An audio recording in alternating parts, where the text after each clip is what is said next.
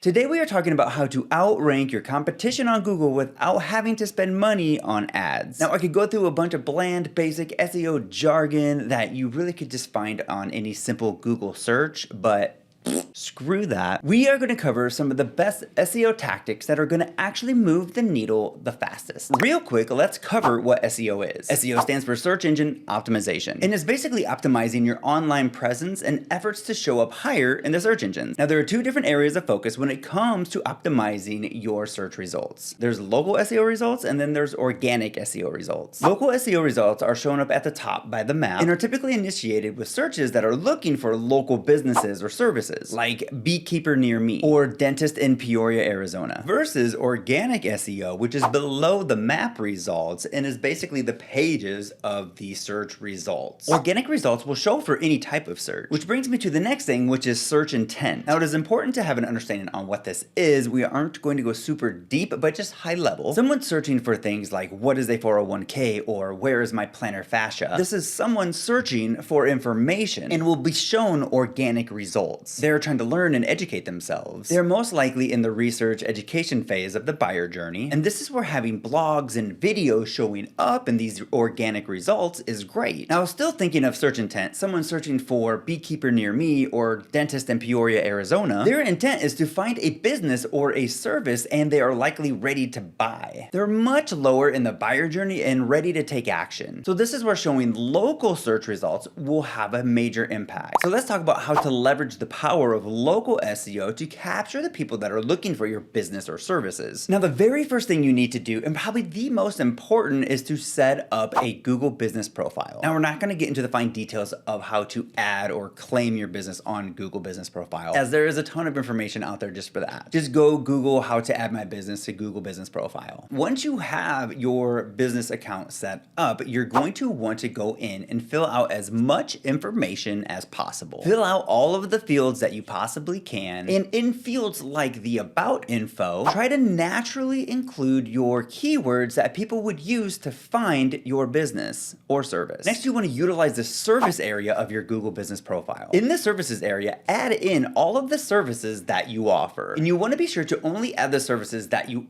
offer and not just a bunch of services that you don't offer, thinking that it's going to get you more traffic. Just stick to the ones that you do offer. Now, my tip to this is after you've added all of your main services, each week come back and add an additional service. But instead of just adding cosmetic dentistry, do cosmetic dentistry in Glendale, Arizona. This will help you show up in these searches. So basically we're adding your location to the keyword phrase of the service you're providing. The next thing that you want to do is start adding posts to your Google business profile. Yes, you can create posts in your Google business profile account, just like a social account. Now, no one is going to really read these, but they do help your profile show up in local searches. For one, it shows Google that your profile is being maintained and updated regularly. Secondly, when you create posts with those keywords, it helps your profile to show up in searches with those keywords. I recommend creating a post at least once a week. The next thing you want to do in your Google business profile is start adding images. Now, this one isn't super technical. Just go in and start adding images, and I recommend adding at least a couple images every week. And bonus tip, if you go and do a geotag on the images before you upload them, that will help tell Google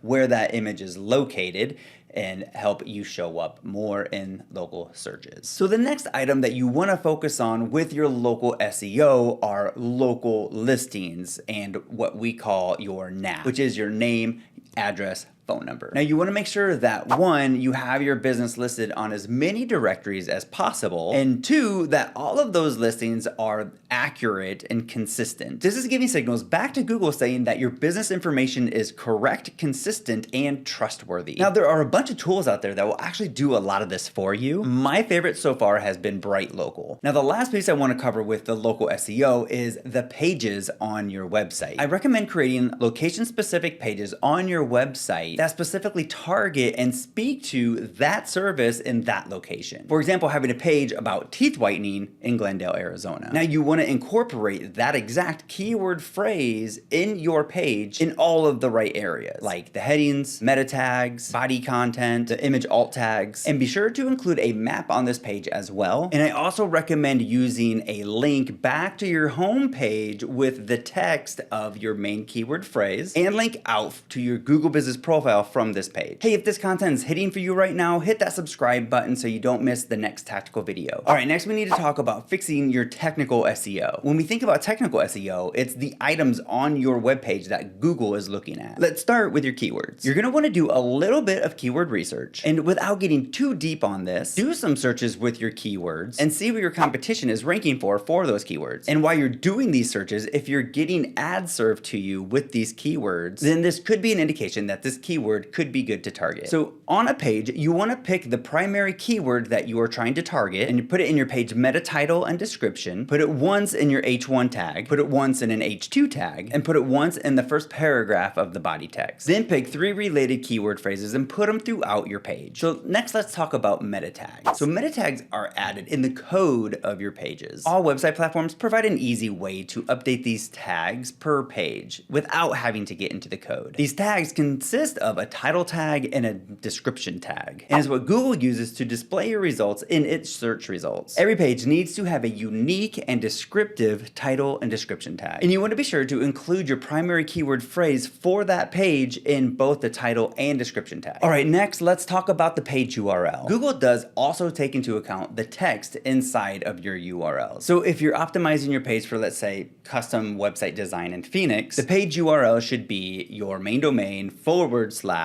custom website design Phoenix. All right, let's move on to heading tags. Now, this is where a lot of people mess it up. When you create your content for your page, you want to make sure that includes the right heading structure. You should only ever have one H1 tag per page, and it needs to include your primary keyword phrase. And all the other heading tags should be H2s or H3s or H4s. And they should also include keyword variations of your primary keyword and or your secondary keywords. And I also recommend keeping the right hierarchy of these heading tags. So starting with your H1, then have H2s with H3s underneath those, back to H2s, H3s, so on and so forth. Okay, the next thing is your page content. And when it comes to page content, there's a few things that you want to consider: the length and the keyword density. For Google, the more content you have on your page, the better. And the more you can naturally include your keywords or related keywords into the content, the better. I recommend a keyword density of 1 to 2%. That's 1 to 2 keywords per 100 words. And I recommend keeping the length of your page to over 1,000 words. All right, the next thing is your images. Now, when it comes to your images, you want to pay attention to 2 primary things. One is the image size and type, and the second is the image SEO optimizations. For the size, you want to make sure that your images are no larger than 12,000 pixels in width or height, and at a DPI of 72, and as small in file size as possible.